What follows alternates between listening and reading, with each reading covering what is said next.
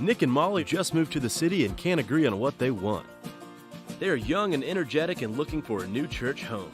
We'll take some personality tests, tour the sites, ask some questions, and based on taste, experience, and location, we'll find them the perfect congregation. I'm Corey Clark, and welcome to Church Hunters.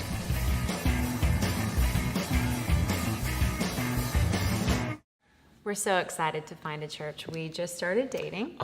With the churches we go to now, just not, like, for us, just not really doing it for us, you know? Right. I go to a satellite campus. I just find it hard to connect emotionally with a video screen. It's just... Okay, you cried during Cake Boss. So, like, we've been doing a lot of services online, a lot of podcasts. There are a lot of preachers we do like. Really good, but we want serious yet funny. Yeah, like commanding of the stage yet relatable, you know? We're more looking for the humor of Andy Stanley with the body of Stephen Furtick.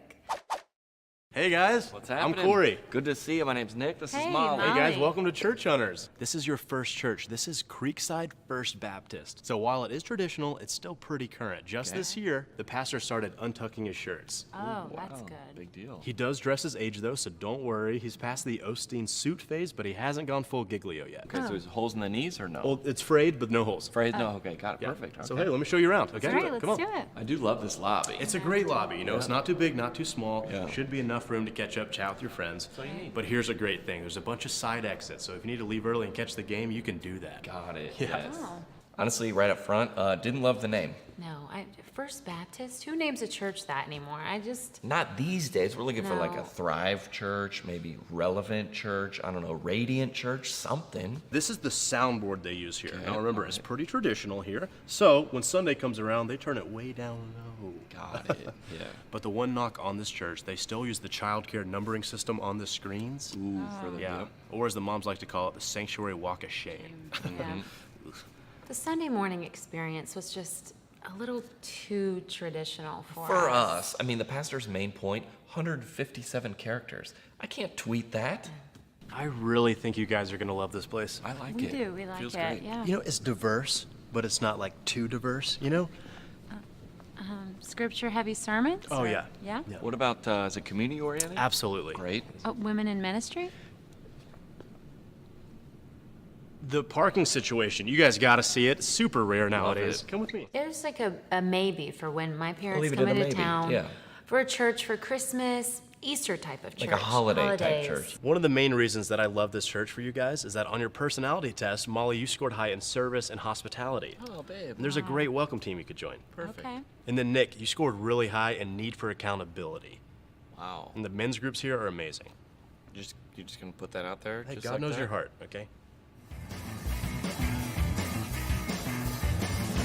We have to ask ourselves, A, what is my measuring stick? But B, is it the right one?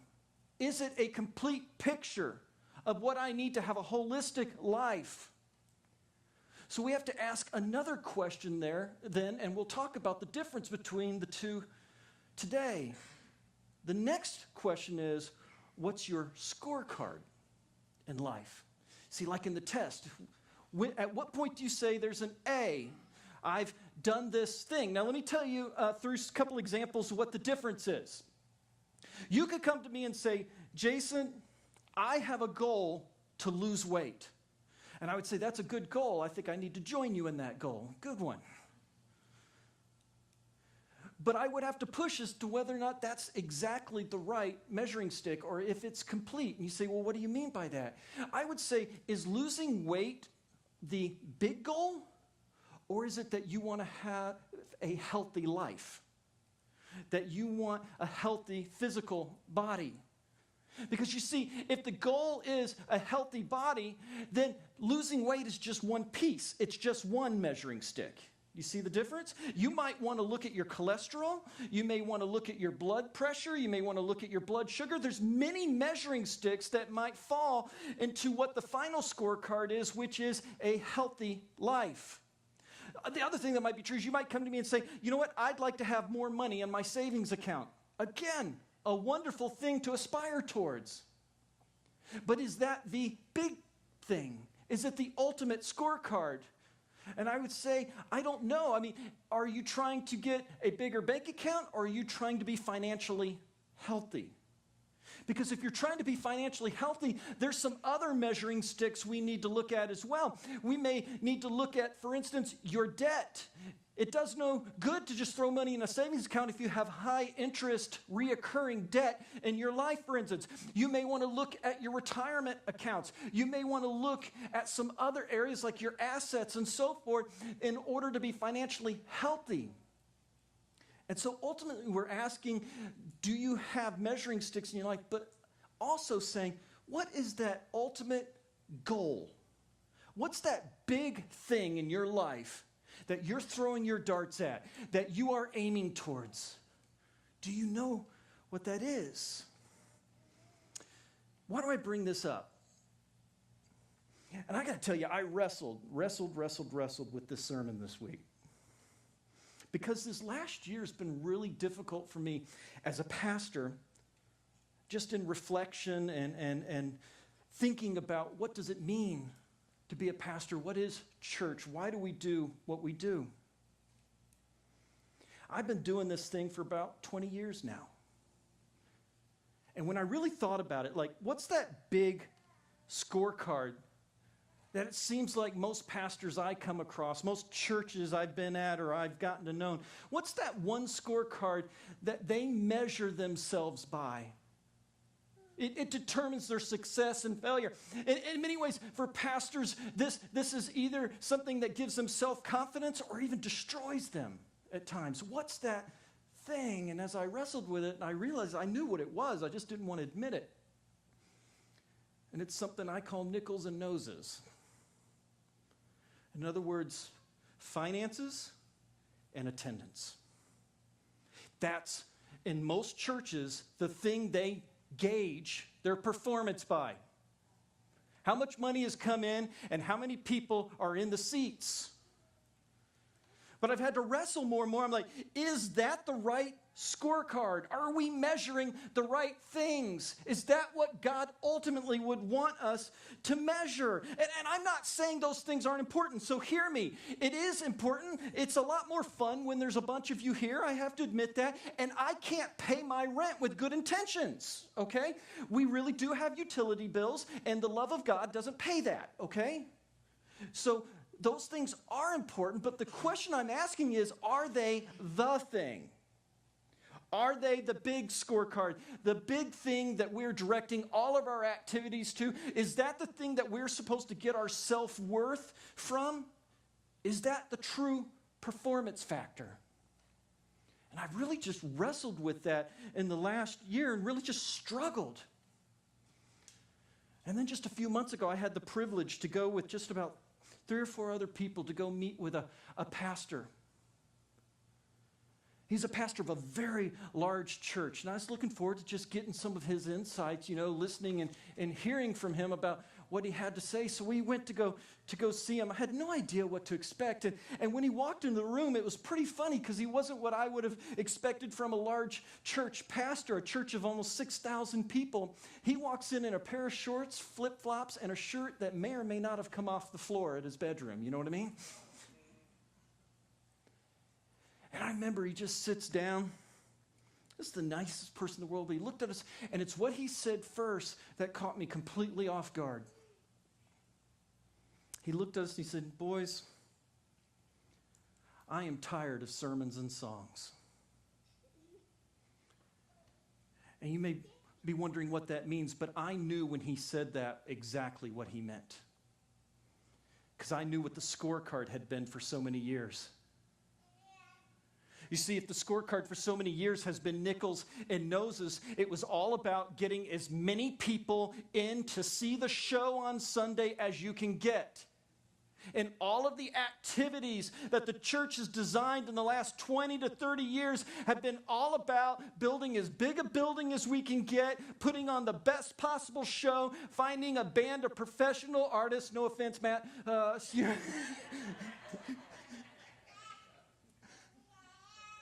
packing the house, man, fog, lights. I mean, it's something worthy of competing with America's Got Talent sometimes. And that's been the measurement, man. How many people are we putting in the seats? How much money is coming in? That's been the measurement. You say, is it really? Well, I don't know. Think of Time Magazine. Every year they come out with an article that says 100 most influential churches in America. Do you know what they base that influence on? Any idea? Attendance mainly, right? There's nothing wrong with that. That's great, man. We need more churches speaking to more people today than ever before. But I have to ask, when we're going to use the word influence, is the size of your church necessarily the right measurement as to whether or not you are truly influencing the community for Jesus Christ? Because we're going to learn there's a difference between a disciple and a tender. Is the attendance the main thing?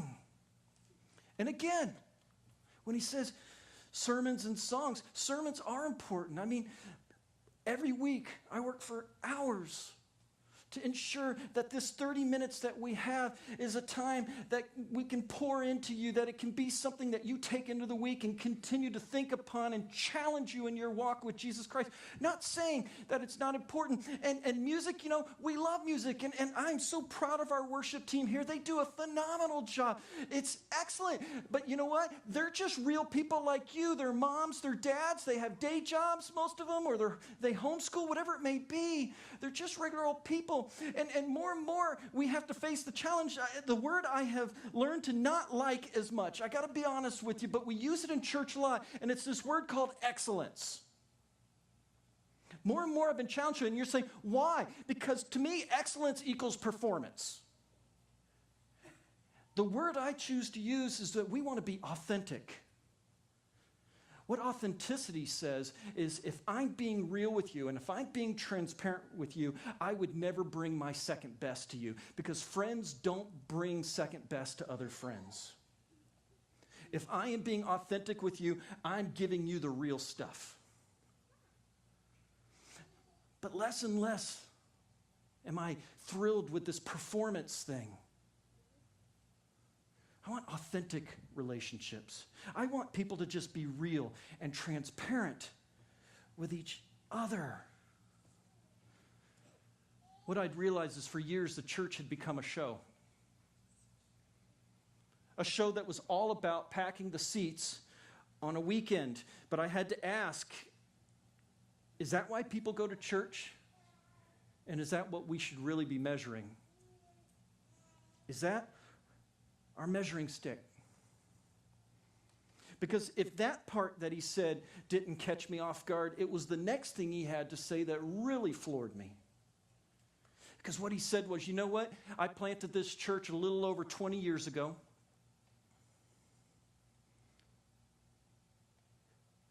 Today we have over 6,000 people that attend here. He said, but in that time, that 20 years, 18% fewer people in this city go to church. Did you hear that? His church grew. But during that time period, 18% fewer people in that city went to church. It's what he said next that caught me, again, completely off guard. He says, we're not making a difference here in this city. I'm like, what do you mean you're not making a difference in this city? He said, you know what? All we did was put on the best show, and we got all the Christians to come here. We're just shuffling Christians around, but we're not making a difference. Caught me completely off guard. I mean, what am I supposed to do with that? He starts with, I'm tired of sermons and songs, and he ends with, we're not making a difference. But I got to tell you, I really appreciated his honesty. I really did. I really, really appreciated his honesty.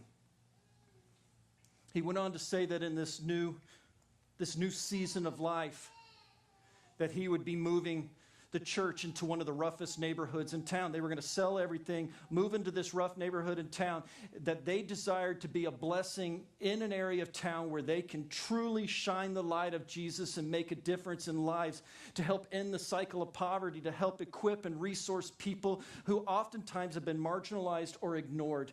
I had to just applaud when I heard him say that, how incredible that was. For a man that said, I'm tired of just sermons and songs. When he announced that to the church,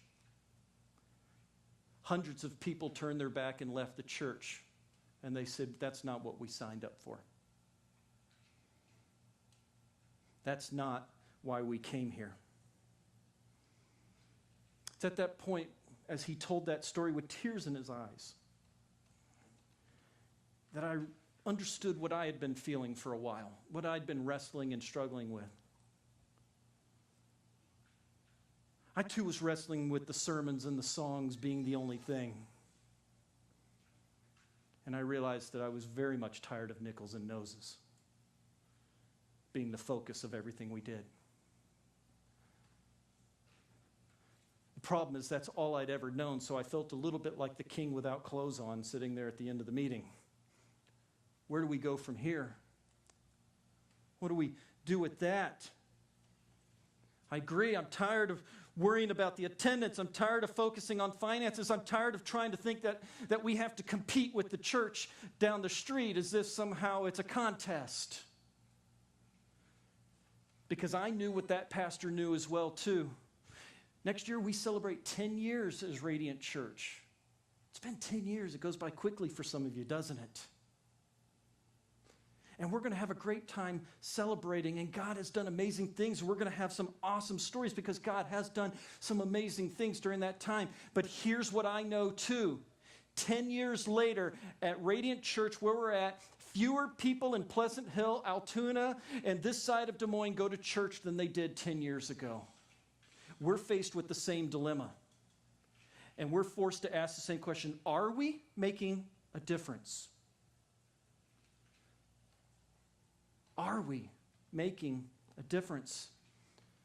It's at that point I realized, man, something's got to change. We can't keep using this old scorecard and expecting different results and different things as a result. And I knew the very first thing that had to change, and it's usually that way. The very first thing that had to change was me.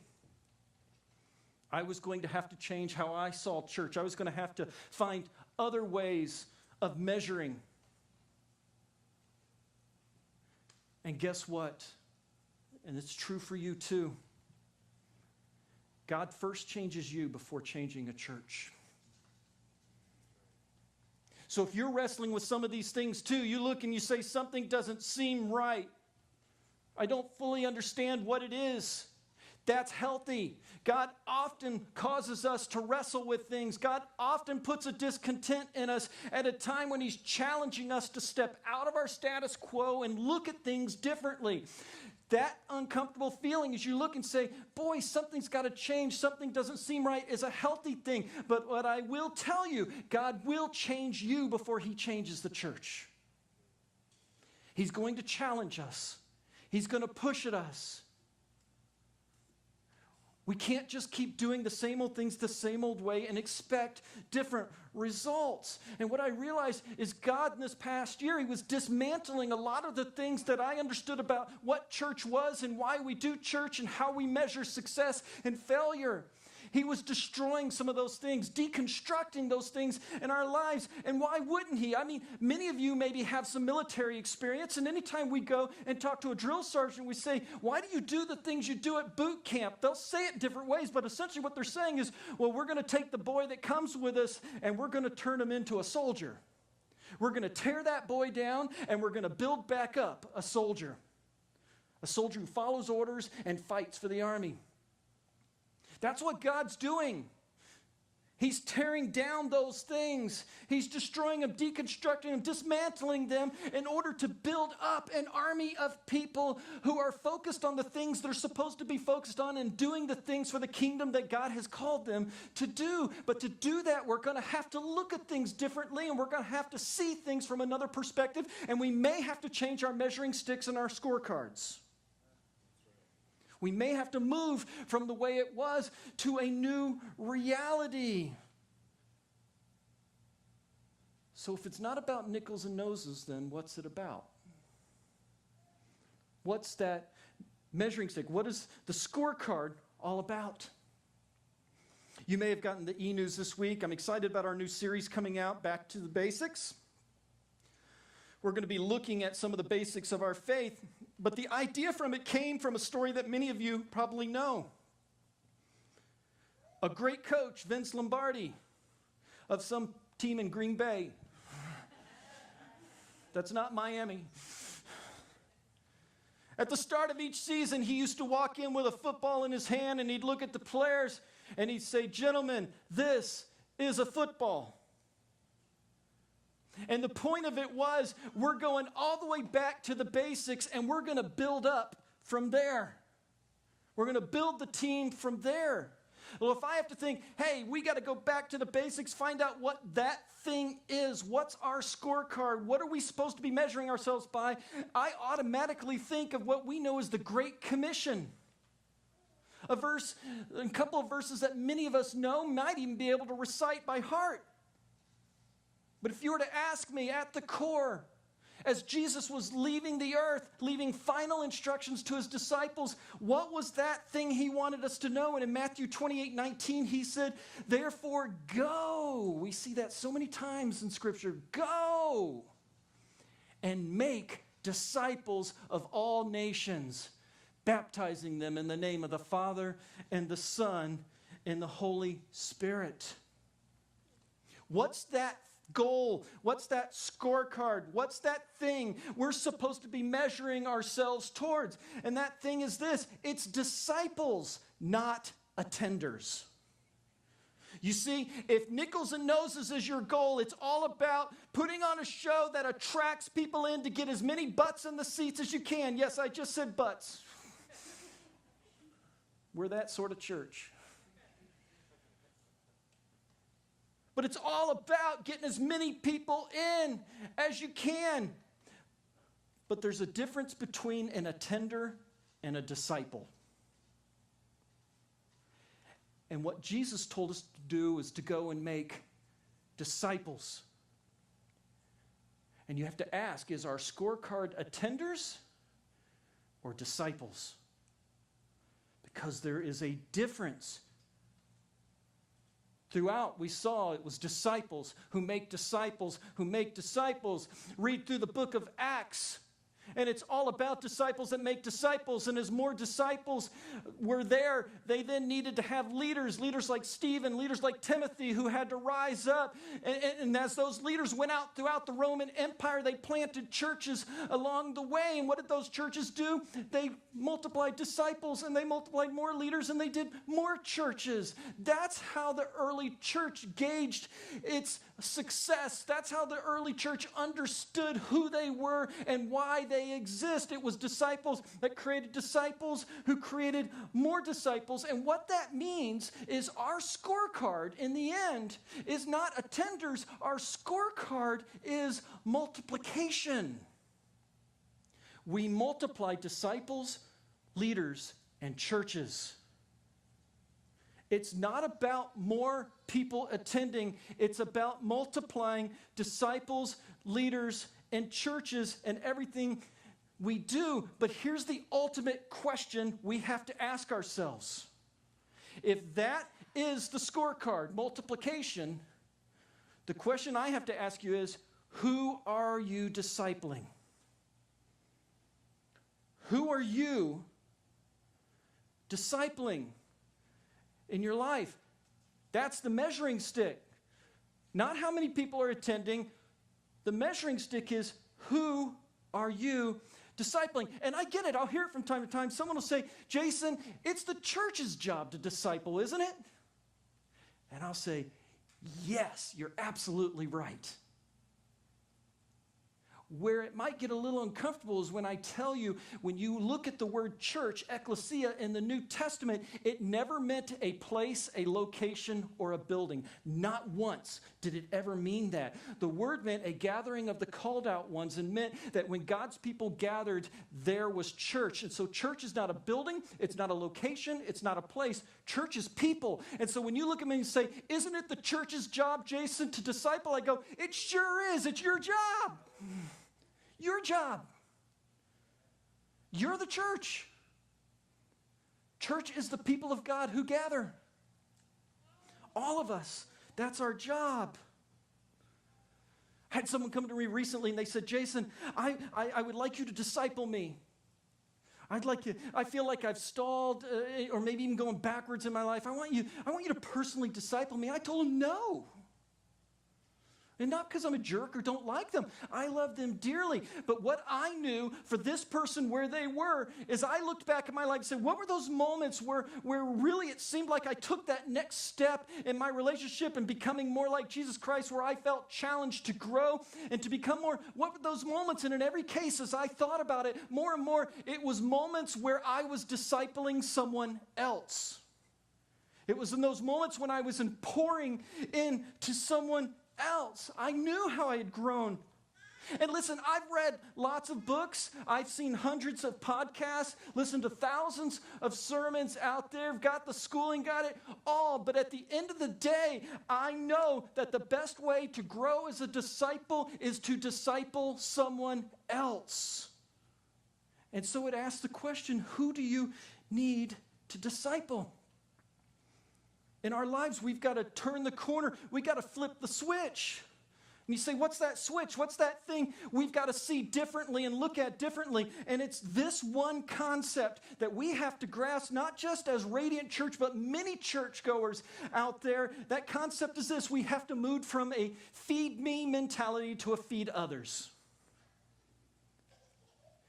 We have to move from feed me, which is it's about me, my wants, needs, my desires, to a feed others, which means I exist for God and I exist for others. We got to flip that switch in the church. We've got to know that the scorecard is about about multiplication. The question has to be, who do I need to disciple? And you say, I want to be a better disciple. Go disciple somebody. It's iron sharpens iron. You don't have to be an expert. You don't have to be a scholar. Discipleship isn't about you being the sage and the rabbi. It's about two people diving into the Bible and learning more and more what it means to be like Jesus Christ. It's about doing life together, growing together. You ask what God is calling Radiant to in this series we went through. This take the land. What's that big thing God is calling us to? We've got to flip that switch. We've got to flip the switch from feed me to feed others. In other words, what I'm saying is we must move from inward thinking, which is what's in it for me, to outward serving. I exist for God, and I exist for others. And we have to teach that to others. That's multiplication. It is disciples making disciples who make more disciples. That's what we're supposed to be doing, not adding more attenders. We're supposed to be making disciples that make disciples. And so that's our primary scorecard. It's multiplication. Who are you discipling in your life? Who do you need to disciple? It's not nickels and noses anymore. The Bible calls us to be disciples of Jesus. That's our measuring stick. And so as we walk through this series, we realize that as we change this measuring stick, what would Joshua say to us? What would we learn? Well, we'd learn that we need to be bold and courageous in what we do. We need to be reminded there'll be obstacles and challenges along the way, as we learned in week 2. We're going to have to ask ourselves, is there sin in the camp? Is there something in my life that I need to deal with, I need to struggle through? We need to be praying those God-sized prayers and expecting God to do God-sized dreams. And ultimately, we have to ask ourselves this question this week that we've been challenged to. Who are you discipling? Who is it you need to disciple in your life? And if we can change that scorecard, if it doesn't have to be about the show, if it can be about disciples creating disciples, and if all of us got to work discipling and teaching people to disciple others, I believe that we could talk in 10 years and go, we're making a difference in the community we're in. But it has to start here. And we got to change the scorecard. And we got to roll up our sleeves. And we got to ask the hard question. Who should I be discipling?